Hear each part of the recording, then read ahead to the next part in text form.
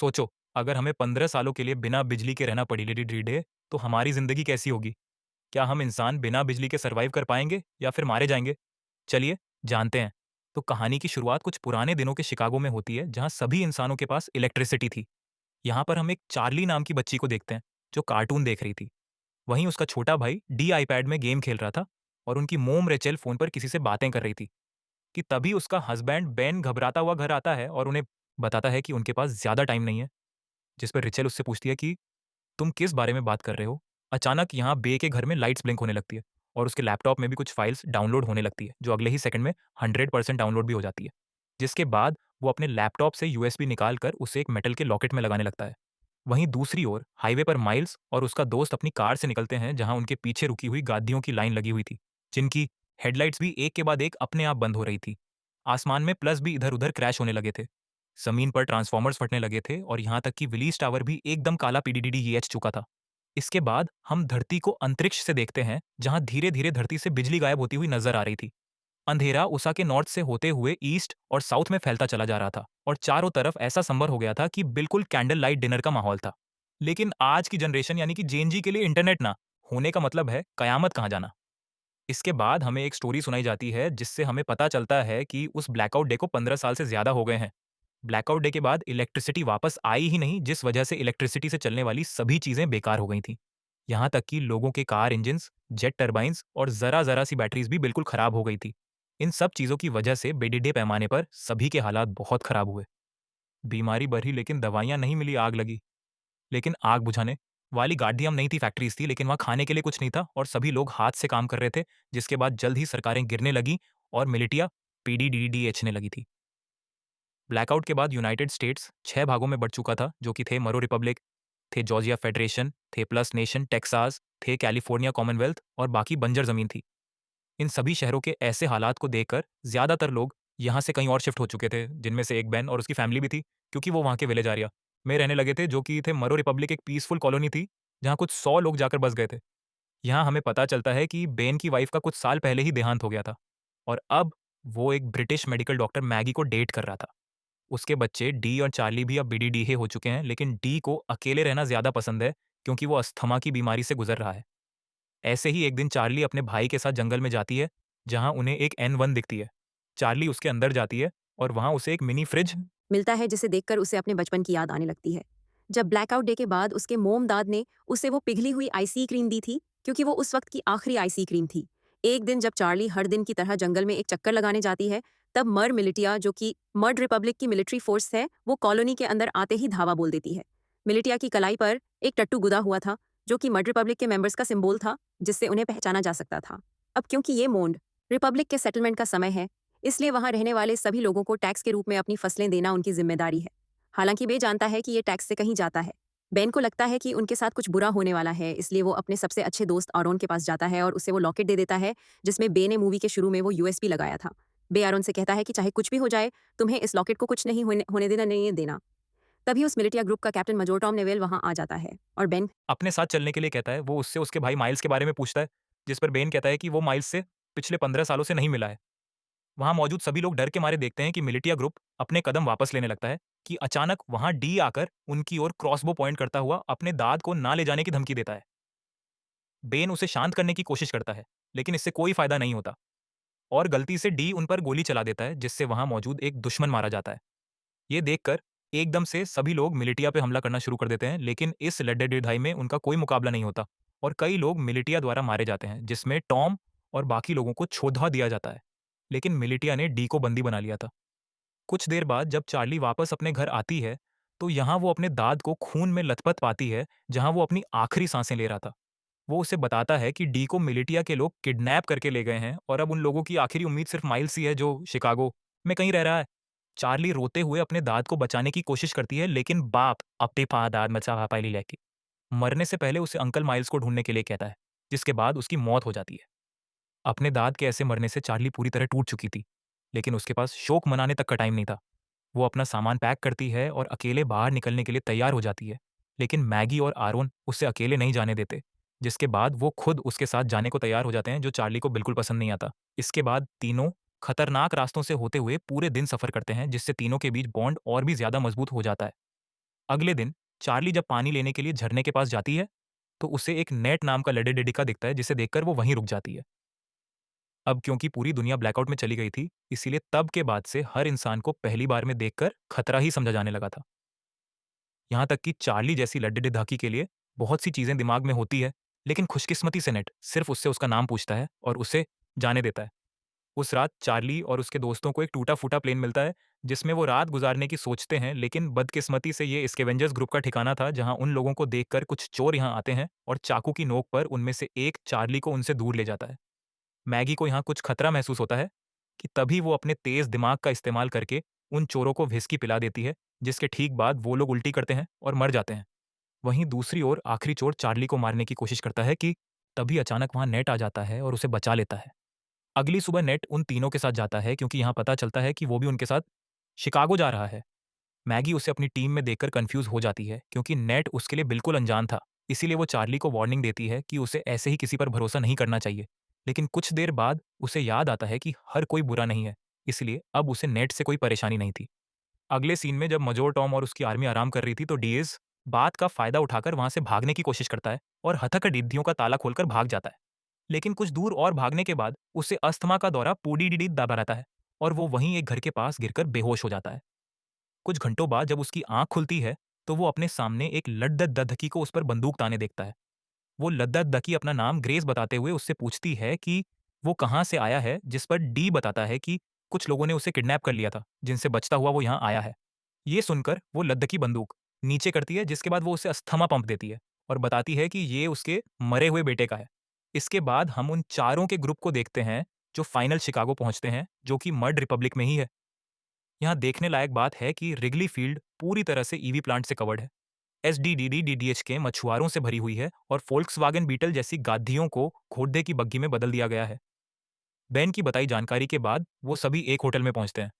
Bartender से miles के बारे में पूछते हैं। पहले तो वो बारटेंडर माइल्स नाम के किसी इंसान को जानने से मना कर देता है, लेकिन जब चार्ली उसे अपने दाद बेन के बारे में बताती है कि हाल ही में उनकी डेथ हुई है, तो वो बताता है कि वो खुद ही माइल्स है, लेकिन वो उन सभी से अपनी पहचान को छुपाए रखने के लिए बोलता है।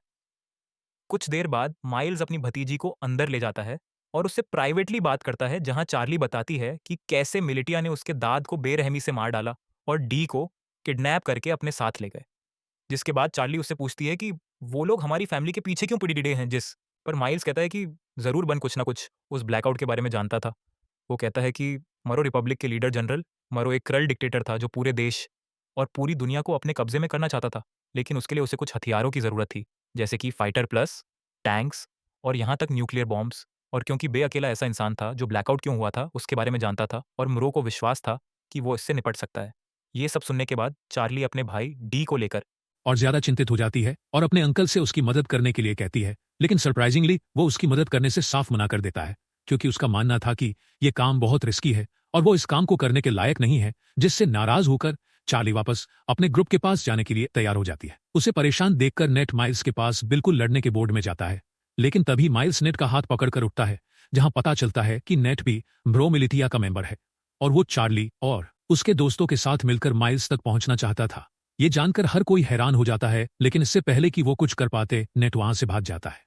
अब मिलिटिया को उनकी लोकेशन का पता होने के बावजूद भी माइल्स अपनी जगह को छोड़ने से मना कर देता है क्योंकि उसका मानना था कि वो अकेला ही पूरी फौज का सामना कर सकता है। चली और बाकी लोग भी माइल्स की मदद करने को तैयार थे, लेकिन माइल्स गुस्से में उन पर चिल्लाते हुए उन्हें यहां से दूर जाने के लिए कहता है। कुछ ही देर बाद नेट अपने साथ बहुत सारे आर्मी सेना को लेकर माइल्स से लड़ने आता है, लेकिन इतने सैनिक होने के बावजूद भी माइल्स सभी से बड़ी सफाई से तलवारों का इस्तेमाल करके लड़ता है और एक एक करके सबको मार देता है। जिसके बाद वहां चार्ली और उसके दोस्त वापस आ जाते हैं और माइल्स के साथ लड़ाई में शामिल हो जाते हैं। इसी बीच मिलिटिया का एक आदमी चार्ली को जान से मारने की कोशिश करता है, लेकिन अचानक से तभी नेट आकर उस आदमी को मार गिराता है। थोड़ी ही देर बाद माइल्स मिलिटिया के कैप्टन को जान से मारकर लड़ाई खत्म करता है, जिसके बाद वो चार्ली और बाकी लोगों के साथ डी को ढूंढने के लिए निकल जाता है, जो सुनकर भी सभी काफी खुश होते हैं। कुछ देर बाद माइल्स को अचानक से उस ब्लैकआउट डे का एक फ्लैशबैक याद आता है और यहां से सीन फ्लैशबैक में जाता है, जहां सारी दुनिया में अचानक अंधेरा छा जाने के बाद वो अपने दोस्त के साथ कार से बाहर निकलता है और अपने दोस्त के साथ मरीन कॉर्प्स बसे में जाता है, जहां हमें पता चलता है कि ये दोनों मरीन पुलिस है। यहां अंदर जाने के लिए उन्हें अपने हाथ पर बना वो एन नाम का टट्टू दिखता है, जिससे पता चलता है कि माइल्स का दोस्त, जिसका नाम सेबास्टियन मनरो है और वो इस समय ब्रो रिपब्लिक का लीडर भी है। वहीं दूसरी ओर मजोर टॉम और उसके आदमी डी के फुटप्रिंट का पीछा करते हुए ग्रेस के घर तक पहुंचते हैं। डरी हुई ग्रेस डी को बचाने की कोशिश करती है, लेकिन जैसे ही टॉम उसे जान से मारने की धमकी देता है तभी वो पीछे हटती है और टॉम उसके घर में घुसकर डी को पकड़ लेता है। उनके जाने के बाद ग्रेस चुपके से बेसमेंट में जाती है और एक लॉकेट निकालती है जो बिल्कुल आरोन के लॉकेट जैसा था। जैसे ही वो उसे दबाती है तो अचानक से कमरे में बल्ब चालू हो जाता है। इसके बाद ग्रेस उस लॉकेट को कंप्यूटर में लगाती है और किसी से चट करना शुरू कर देती है। दूसरी तरफ जो ग्रेस से चट कर रहा था वो बहुत खुश था कि मिलिटिया को उनके छुपे हुए राज के बारे में नहीं पता चला। यहाँ प्रेजेंट में माइल्स ग्रुप को अपने साथ ही रखता है, जो कि अपनी एक पुरानी साथी को ढूंढ रहा है जिसका नाम नोरा है, जो एक्सप्लोसिव्स बनाने में माहिर है। माइल्स चार्ली को बताता है कि अगर उन्हें डी को बचाना है तो उन्हें नोरा जैसे तेज फाइटर की जरूरत पड़। यहाँ टावन में अचानक उनके ऊपर कुछ दुश्मन हमला कर देते हैं, लेकिन इस बार भी माइल्स सबको हरा देता है। तभी वो एक आदमी को पकड़ता है और उसका गला घटते हुए नोरा की लोकेशन पूछता है। यहाँ हमें पता चलता है कि नोरा को भी मिलिटिया ने पकड़ रखा है और इस समय वो मिलिटिया में एक नौकर बनकर रह रही है। उस रात माइल्स अकेले ही बाहर जाने का फैसला करता है, ये कहते हुए कि वहां जाना खतरे से खाली नहीं है, जिसके बाद वो रेडी होकर बाकी ग्रुप के लोगों को लवेल इंडियाना में अगले 2 वीक बाद मिलने के लिए कहता है। हालांकि अगली सुबह जब मैगी और आरोन जागते हैं तो उन्हें पता चलता है कि जिद्दी चार्ली भी माइल्स के साथ निकल गई है, जो चीज उन्हें बिल्कुल अच्छी नहीं लगती। अब उनके पास कोई चारा नहीं बचा था, इसलिए आरोन मैगी को लॉकेट देता है जो कि बेन ने उसे दिया था। वो ये भी बताता है कि बेन ने उन्हें ग्रैंड पार्क में एक लेडी से मिलने के लिए भी कहा था, जो और कोई नहीं बल्कि ग्रेसी है। हालांकि दोनों अभी भी चार्ली को लेकर चिंतित है, लेकिन उन्हें लगता है कि वो ठीक हो जाएगी और इसके बदले वो ग्रेस को ढूंढने के लिए ग्रैंड पर्क जाने लगते हैं। ये दोनों ग्रेस को ढूंढने निकल जाते हैं, जहां इन्हें लगता है कि ग्रेस ही वो की हो सकती है जिससे अर्थ पर इलेक्ट्रिसिटी को वापस लाया जा सकता है। वहीं दूसरी ओर जब मजोर टॉम अपनी सेना को लीड करते हुए अपने अड्डे की ओर जा रहे थे कि तभी अचानक एक गोली चलने की आवाज सुनाई देती है, जो सुनते ही वो लोग अपना रास्ता बदलकर उस गनशॉट की आवाज का पीछा करते हैं, जिसका पीछा करते करते वो लोग एक छोटे से घर तक पहुंचते हैं, जहां इन्हें पता चलता है कि इस म्रो रिपब्लिक में आम इंसान अपनी पर्सनल बंदूकें और गोला बारूद नहीं रख सकते। इसी वजह से सभी लोग क्रॉसबोज और दूसरे हथियारों का इस्तेमाल करते हैं। इसी के चलते मजोर टॉम उस घर के मालिक को धमकी देता है कि वो अपने घर के सभी हथियारों को उन्हें दे दे। उस आदमी को लगता है कि वो हथियार देने के बाद भी मारा जाएगा, इसीलिए वो अपने घर से एक बंदूक निकालकर बाहर खोडिरी बर्ड एक आदमी को गोली मार देता है कि तभी मजोर टॉम उस आदमी को गोली मारकर उद्धा को देता है। इन सब चीजों के बाद हम वहीं डरे हुए डी को देखते हैं। अगले सीन में मिलिटिया के अड्डे पर हमें फॉर्मली जनरल मर्ड से मिलवाया जाता है, जिसका हाथ इन सभी बुरी चीजों में है।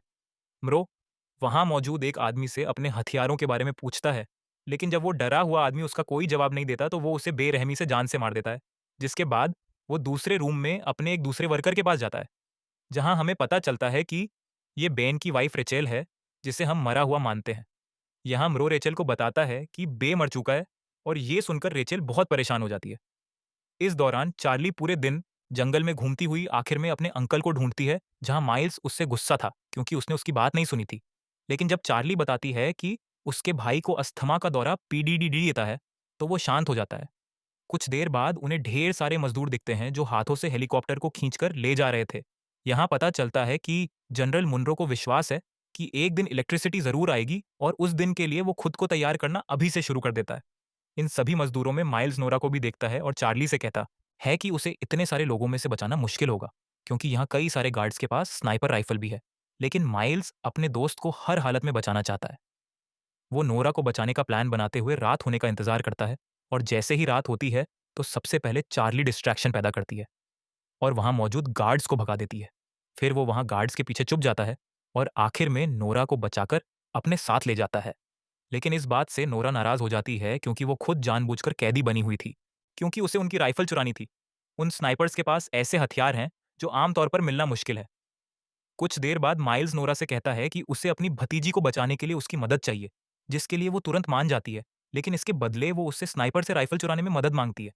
माइल्स को ये मुश्किल लगता है, लेकिन इस समय उसके पास नोरा की बात मानने के अलावा कोई चारा नहीं था।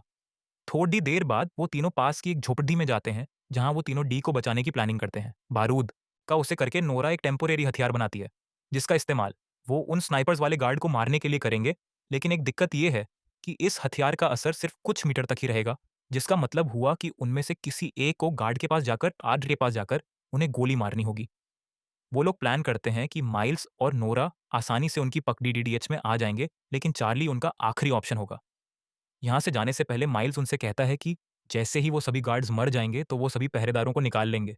कुछ ही देर बाद चार्ली अपने हथियार को स्लीव्स के अंदर छुपाती है और एक खोया हुआ इंसान होने का नाटक करती हुई पहरेदारों के पास जाती है, जिसके बाद वो तुरंत हथियार लेकर गार्ड्स के पास जाती है और तुरंत उन्हें मार देती है।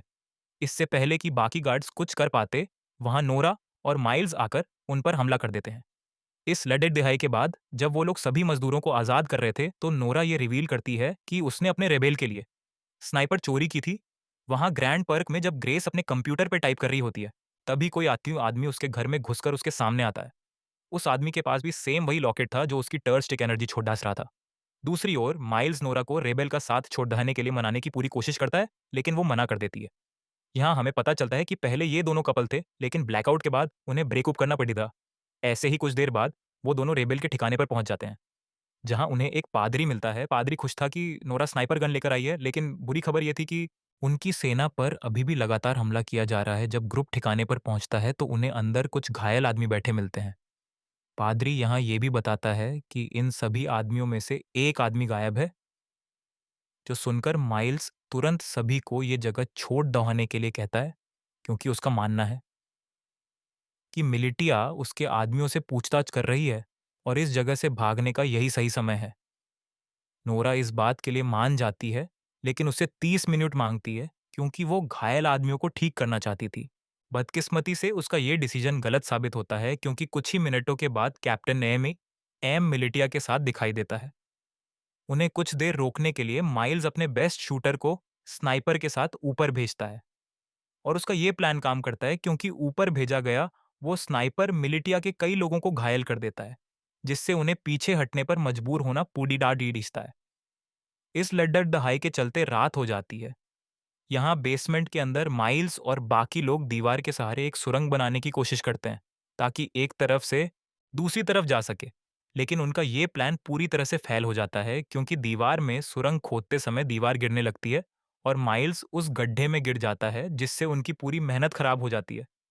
ठीक इसके बाद छत पर बैठे स्नाइपर की मौत हो जाती है, जिसके बाद कैप्टन एम और उसके लोग बेसमेंट में घुस जाते हैं। लेकिन माइल्स, जो बहुत बढ़िया तलवारबाज है, वो कुछ आदमियों को नीचे गिराता है और एम को बंदी बना लेता है। फिर वो उसे दूसरे रूम में बंद कर देता है और यहाँ से भागने के तरीके सोचने लगता है।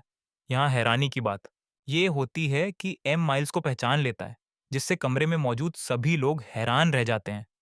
ये देखकर चार्ली उनसे पूछती है, तुम एक दूसरे को कैसे जानते हो? यहाँ कहानी एक अलग मोड़ लेती है, जहाँ एम ये रिवील करता है कि पहले माइल्स जनरल मुनरो का राइट हैंड था। यहाँ तक कि माइल्स वो इंसान है जिसने मिलिटिया को लड़ी डहना सिखाकर इतना खतरनाक बनाया है। लेकिन इतना रिवील होने के बावजूद भी माइल्स उन्हें मारने पर अपना फोकस रखता है। माइल्स उनके सामने एक डील रखता है, जिसमें वो खुद को मड मिलिटिया के सामने सुरेंद्र करेगा, लेकिन उसके बदले में उसके ग्रुप के किसी भी इंसान को कोई नुकसान नहीं पहुंचाया जाएगा। किसी वजह से एम ये डील एक्सेप्ट कर लेता है। हो सकता है उससे अपनी जान की परवाह हो, इसलिए। खैर, इसके बाद जल्द ही माइल्स को मट मिलिटिया ले जाया जाता है। यहाँ से सीन फ्लैशबैक में जाता है, जहाँ हम ब्लैकआउट के 2 वीक बाद का सीन देखते हैं, जब माइल्स अपने भाई को ढूंढने के लिए शिकागो आया था और उसका सबसे अच्छा दोस्त मुनरो भी उसके साथ था।